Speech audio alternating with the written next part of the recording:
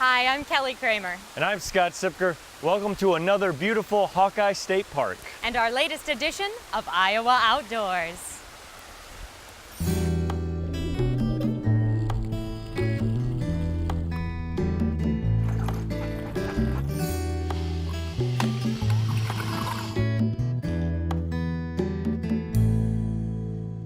Coming up on this episode of Iowa Outdoors, we paddle along with an army of volunteers aimed at maintaining Iowa's waterways. We'll get down on our hands and knees to remove an invasive species from an important state river. We'll learn about everything that goes into tracking Iowa's winter trout population.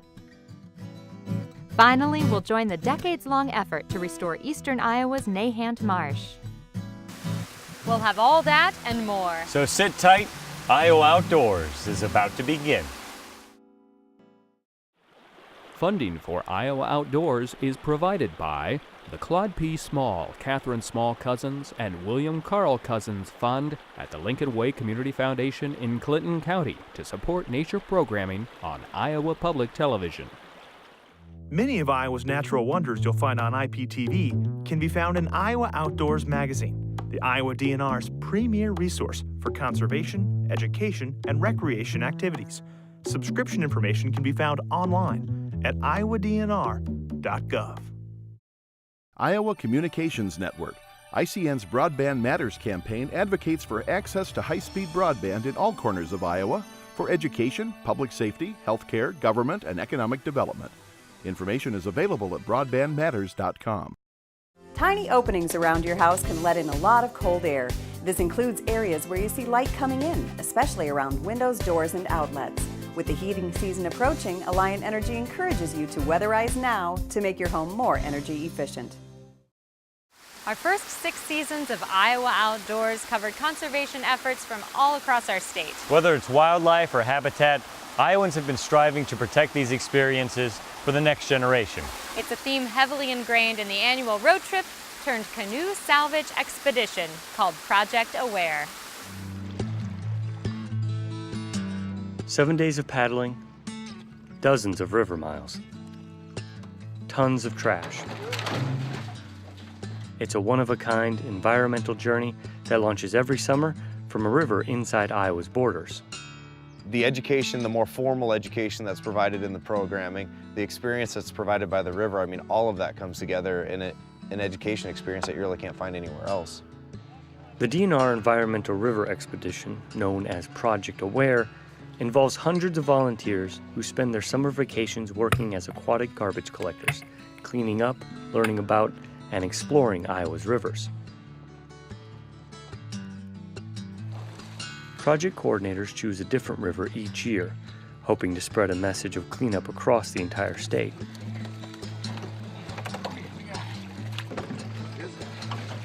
It's an idea spawned by a desire to create an annual environmental rite of passage that could make a significant dent in Iowa's often subpar water quality. We wanted to organize an event for the citizens of Iowa to not only help further their understanding of Iowa's landscapes and our watersheds, but to also give them an opportunity to get their feet wet. So from that, the idea of a river cleanup, and Ragbri is widely popular for going across the state and spending a week. And we thought we could spend a week out on Iowa's rivers and not just paddle a little scenic stretch here or there, but let's paddle an entire stretch as much as we can. An idea hatched from an Iowa water meeting nearly a decade ago has grown exponentially into more than 400 paddlers removing tons of trash every year. Most camp along the route as DNR officials plan educational or entertainment events throughout the week-long expedition. This year, in the first day, we had 100 tires. The second day, we had 100 tires. Today, we had 30. This garbage that's coming out, we don't just throw it into a garbage can and then throw it away into a hole in the ground in a landfill. It's all sorted out into cans and plastics, glass and metal and tires. And so it takes a lot of effort on land too to sort this out and to get it to where it needs to go.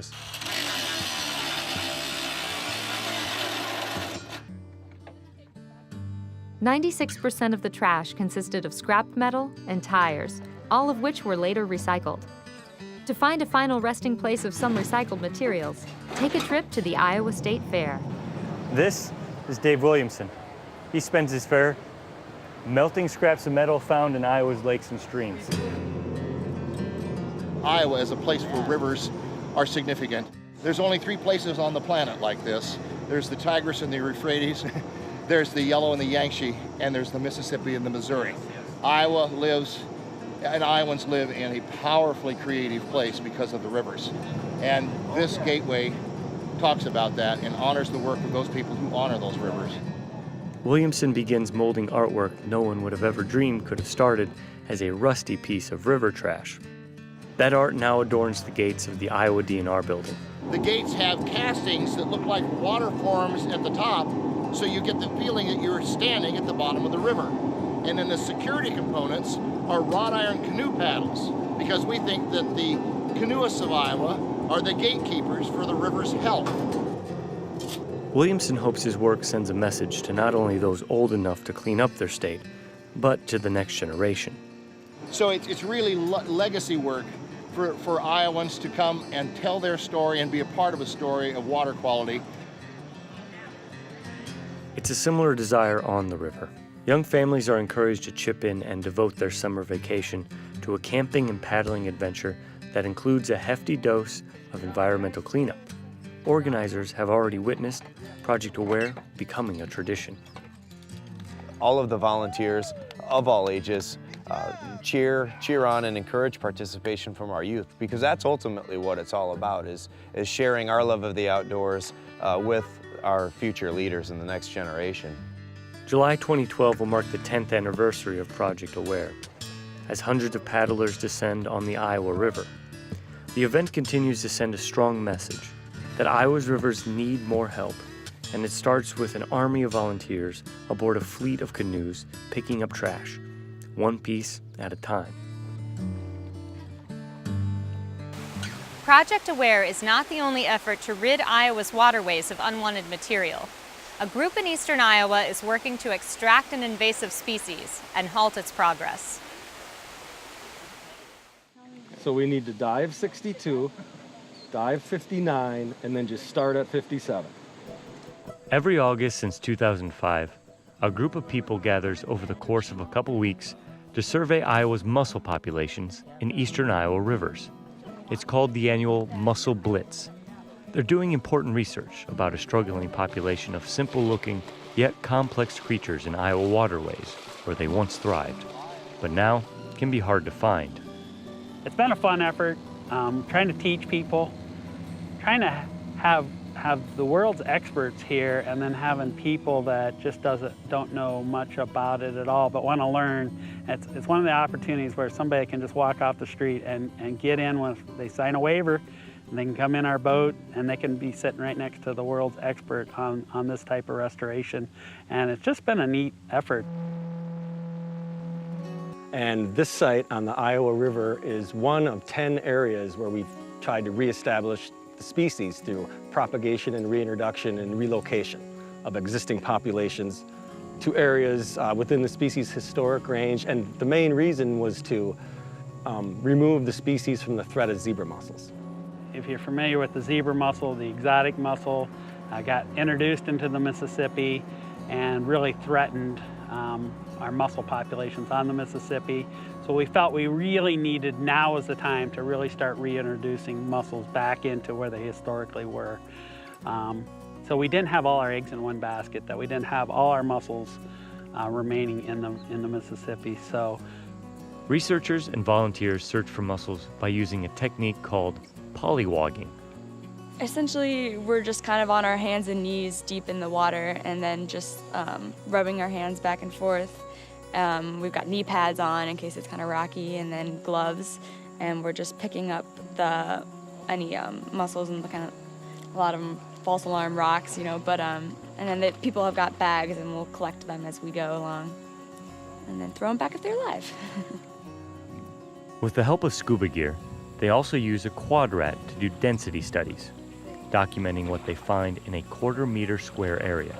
Over the course of this blitz, they'll take as many as 600 quadrat samples. But here it is fawn's foot. They don't get much bigger than this. So one of the reasons we use this bag is so we can collect little guys like this, otherwise we would never be able to see it or feel it, so we need to do a whole substrate sample. That's a fawn's foot, Transilla denosiformis.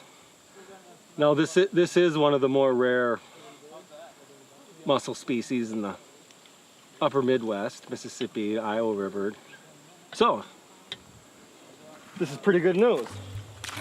At one time, Iowa had 54 species of freshwater mussels.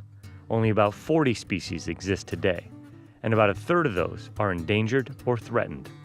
This is the kind we're looking for. This is the Higgins eye. This is the ones that we've actually stocked. One of the main goals is to help reestablish the Higgins eye pearly mussel to areas where it historically lived, such as the Iowa River. On this Mussel Blitz, crews found 7 Higgins eye pearly mussels. Mussels are awesome indicators of water quality. You know, they have to sample our water 24/7. These things have to live out there the whole time. The health of the rivers that we swim in, drink in, boat in, we can use mussels. If we can get good water quality, you know, if we have mussels, those will be good places to be. White heel splitter, 147. All depends if you find this guy. Mussels and fish are linked. Mussels use fish as carriers to reproduce. Iowa DNR and fish and wildlife officials have put tiny young mussels, about the size of a grain of salt, onto fish gills at the hatchery. Then, when they stock those fish in the rivers, hopefully some of those mussels will find a permanent home. Mussels aren't just hitchhikers. They benefit fish too. Not only do some fish, like drum, catfish, eat mussels, but also the mussels are feeding the fish. Would we have fish out here without mussels? Yes, we would, but we wouldn't have as many. You know, we wouldn't have maybe some of the kinds that our anglers enjoy catching. And we have found individuals that we have placed into the river. We found them living 12, 13, 14 years after. So we know once we put them there, those individuals can live. But now we've also found evidence of recruitment of individuals back into those populations. So the individuals we put out are reproducing, so new individuals are coming into that area, and that's really the ultimate goal of this, is to establish self-sustaining populations on their own where they won't need our assistance anymore. These obviously are dead. The animal inside died, but we find a record of what is here by collecting empty shells either along the bank or in the water. The Mussel Blitz brings together a number of government agencies and biologists from states along the upper Mississippi. They also recruit the help of volunteers. You can find out more information about the annual August Mussel Blitz through the Iowa DNR. Here, you can actually do that. You can come and be a part of it. And frankly, volunteers make an effort.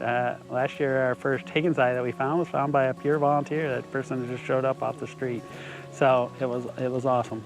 Mussel research and restoration is an important part of protecting Iowa's waterways, helping to create a healthy ecosystem and an Iowa outdoors that is plentiful with species of native freshwater mussels. If we're willing to give up things like mussels, which a lot of people seem to be willing to do that, and we start cutting out parts of our ecosystem, pretty soon the ecosystem is just a simple, non-interesting place.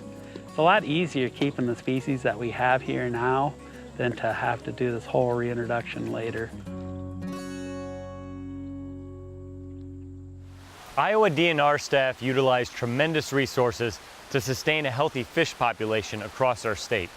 But their efforts don't cease once the lakes and rivers freeze over, even on the frozen backwaters of the mighty Mississippi.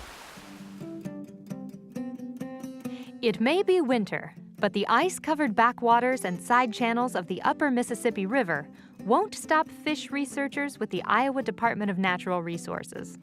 In fact, it's very important that they collect information during the winter in addition to other seasons throughout the year. Winter has some challenges. Things are good right now while everything's iced up. As different periods of winter, as we start to soften up and stuff, it can be a little more challenging when we have open water and ice.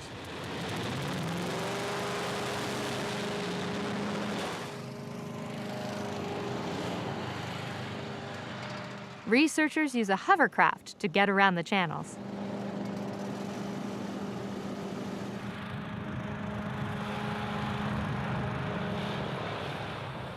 This research is part of a 4-year study of northern pike.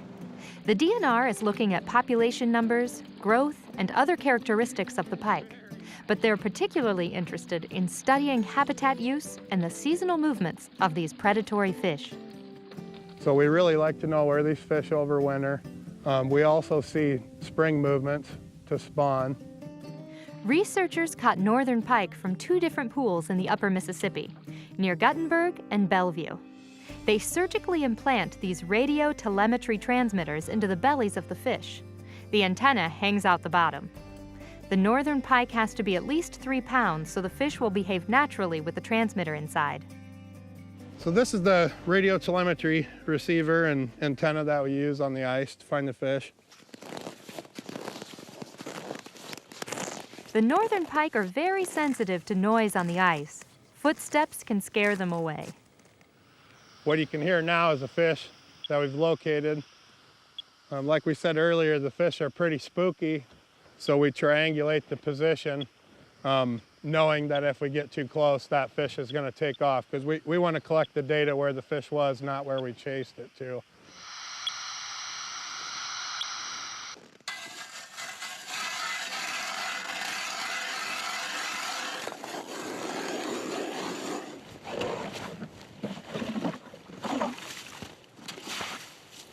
Researchers don't need to actually catch the fish. We'll collect a bunch of data on it, say a GPS location, depth, dissolved oxygen, what the substrate is like, and the presence of vegetation or other structure that fish might be relating to. I'm going to look at the water clarity using this Secchi disc, lowering it down until I can no longer see the white any longer. Some of the research is already proving interesting. We kind of went in with the notion that these cold water inputs were really important to pike populations. We know they're popular fishing spots. The anglers really pile into those areas because in the summer when the water gets warm, it seems like the pikes really pile into there. But what we really found is they're not that important to the pike population as a whole. They use different habitat at different times of year. For a lot of fish out here in the upper Mississippi River, winter habitat's critical. They need to get out of the flow and these backwaters that are deep and have good oxygen. Some of those habitat areas are becoming overgrown or are filling in with sediment. Research like this can help inform state and federal officials about what, if anything, they need to do in response. A big portion of that is habitat rehabilitation and enhancement projects that we do on the river, where we go in and dredge out backwaters or build islands, do drawdowns, a whole suite of things that we can do to change and affect the habitat here on the river. And we can use the information that we've learned from this project to make those projects better. Northern pike are popular sport fish. Pike populations are strong, and the Iowa DNR hopes research like this will help maintain that. Few environmental comeback stories are as spectacular as one from eastern Iowa's Scott County. The environmental journey at Nahant Marsh near Davenport is a testament to nature's resilience and the dedication of determined conservationists.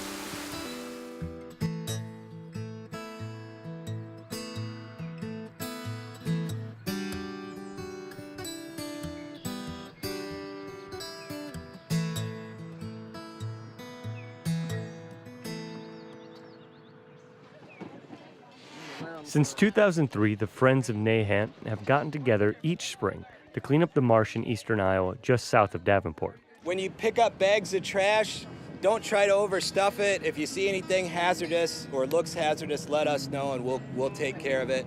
But just leave your bags of trash on the road in piles and we'll be circulating and picking them up. For some, the cleanup at Nahant Marsh is an annual family event. The kids and I have been doing this for 3 years, and they enjoy doing it, not so much her, but this morning, he said, "Mom, where are we going?" He was so excited this morning when he found out what we were doing. This year's cleanup included picking up trash and items dumped in and around Nahant Marsh, the removal of invasive plant species, and the planting of a variety of trees donated by the city of Davenport. In this forested area, there are a lot of undesirables, such as mulberry, which is hanging over us. There are silver maples, which can become invasive in wetland areas like this. And we're going to replant with native species that are hardy, flood tolerant, and will just create a good diversity down here. The annual cleanup at Nahant Marsh is a local effort, but in 1999 the cleanup was a $2 million national project that occurred after the Environmental Protection Agency declared the 265-acre marsh a threat to human life.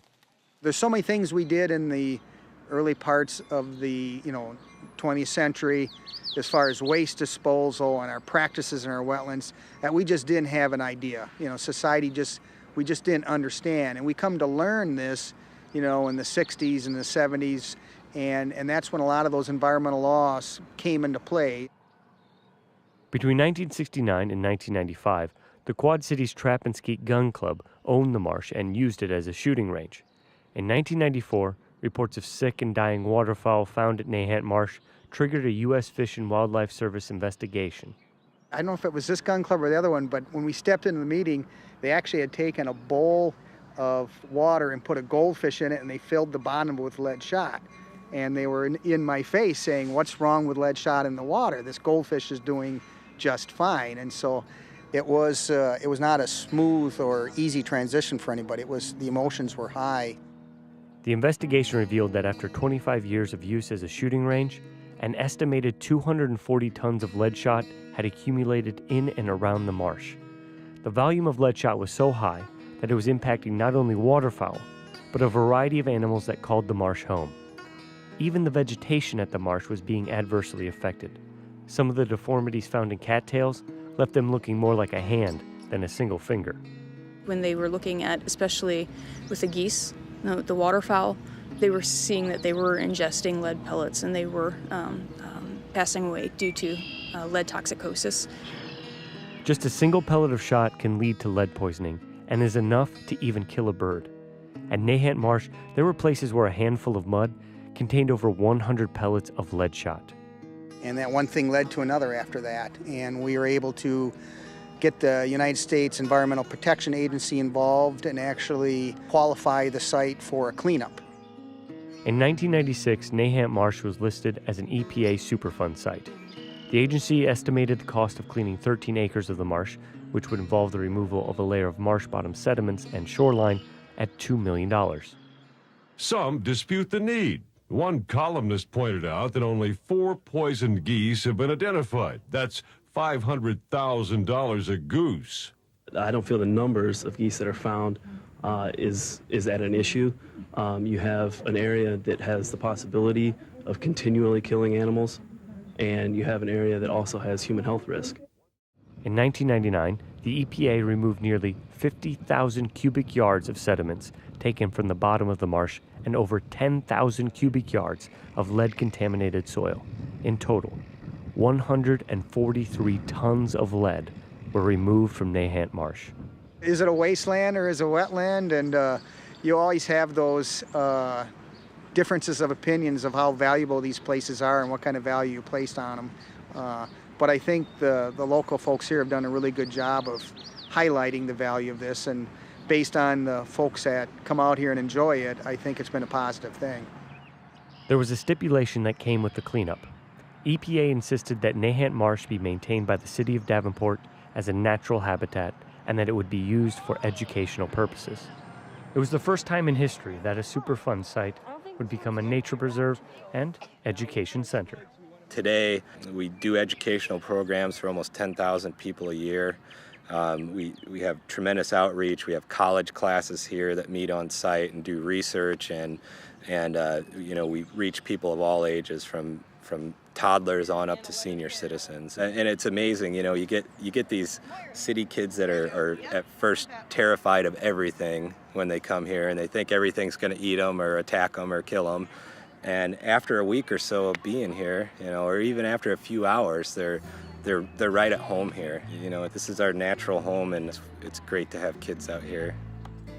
Nahant Marsh is no longer toxic. It has become a safe haven for wildlife, a place where people can go to observe and learn about nature, and an example of what can be accomplished when a community comes together to make the world a better place.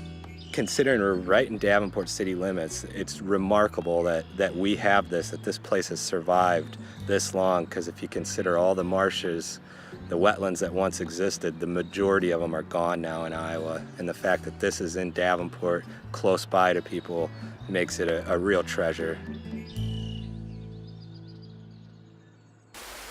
That wraps up this special water-themed episode of Iowa Outdoors. We encourage you to get outside and enjoy parks like Dunning Spring here in Decorah, Iowa. And if you're planning any outdoor travel, check out our extensive video archive of adventures from across our state at iptv.org/Iowa Outdoors. Our 6th season of Iowa Outdoors will continue with monthly installments throughout the fall with stories from every corner of our state. We'll leave you now with more images of Iowa's outdoor environments.